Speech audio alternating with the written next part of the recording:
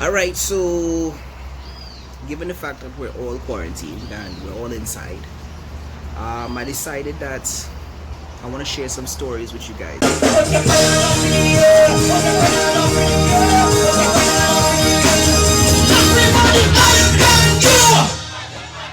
Some of you might have heard some of them, some of you may not. But these are my personal stories, personal experiences that I've gone through with friends, relationships, experiences, etc. So the following is based on a true story. You should be here, yeah, everybody, yeah, whole team,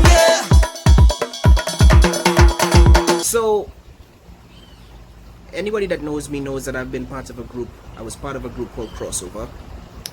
Four Sons of the Caribbean, myself, Chris, Josh, Cupid. About sometime in 2009, we worked with a booking agent by the name of Tafa. Tafa worked for a company called Caribbean Entertainment, and Tafa got an opportunity for us to go to America's Got Talent. So we decided, this is what we want to do, so we're going to go for it. They sent us a list of songs that we had to choose. Tafa was adamant. He's like, you guys need to do Sean Kingston.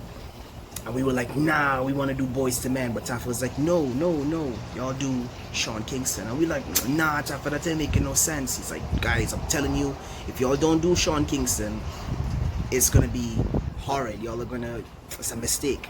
But we like, nah, forget that. We want to do Boys to Men. We want to sing, we want to dance. So we chose Boys to Men.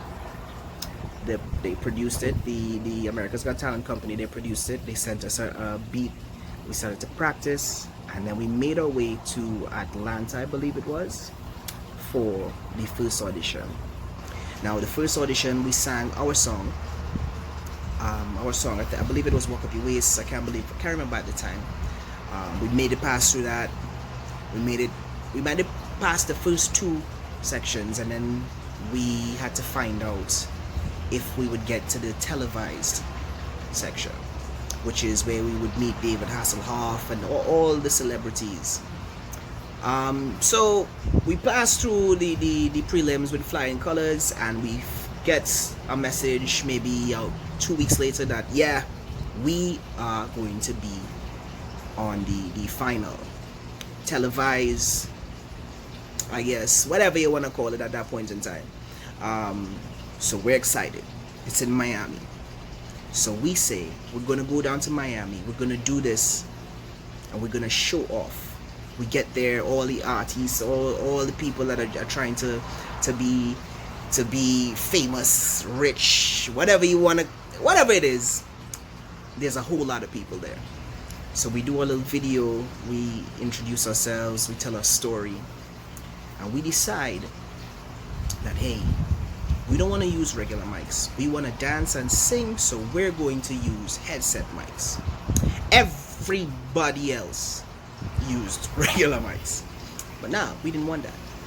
So we have our whole routine set. Now we get to the point where it's time to go on stage. We meet Nick Cannon. We're very confident. So Nick says, what are you guys going to do? Is that we're going to rock the house. Now, of course, Crossover, we have always been known to perform and to give people a performance. So we don't know anything else. We don't know any negativity, nothing like that. So we're confident, Nick Cannon, we're going to shake this place the hell up. He's like, all right, go out there. So we speak to Hasselhoff and the Osborne and everybody else. And we're like, we inspired by Bob Marley and 50 Cent and Chris Brown and Marshall Montano and all these other things. And they're like, all right, cool, so let's see what you got. So the music starts, guys, and we get into routine. We start dancing. The crowd is going wild. When I say wild, I mean freaking wild. So we in a zone where we didn't start singing yet, because what we did was we did a piece of the way we do things, Caribbean things. So we took a piece of one of our songs and we put it in front of the Boys to Men. So the crowd is going wild, we hyping them up, and then we start to sing. But The singers, my mic and Chris's mic, I believe the volume on it wasn't where it needed to be. Josh and Cupid, who were the rappers, their mics were loud. And I blanked out. So I'm blanking out, I'm dancing, I'm doing the routines, everything is going on. And when I catch myself, I see somebody get up in the back. And he looks at us and he's like, he just turns around and he goes like this, yo. And he looks at the crowd, he just puts his finger down like that, gives us a thumbs down, and the whole crowd starts to boo. When I say boo, the whole crowd boos. I've never received any kind of boo like that in my entire life. And then when I look at the judge's desk now, I see Hasselhoff with his hand up like this, and he's looking around to say, well, you know what, should I give them the X? We had already had 2 X's by that time. And the crowd was like, yeah, give them the X. And he gave us the X. Bam.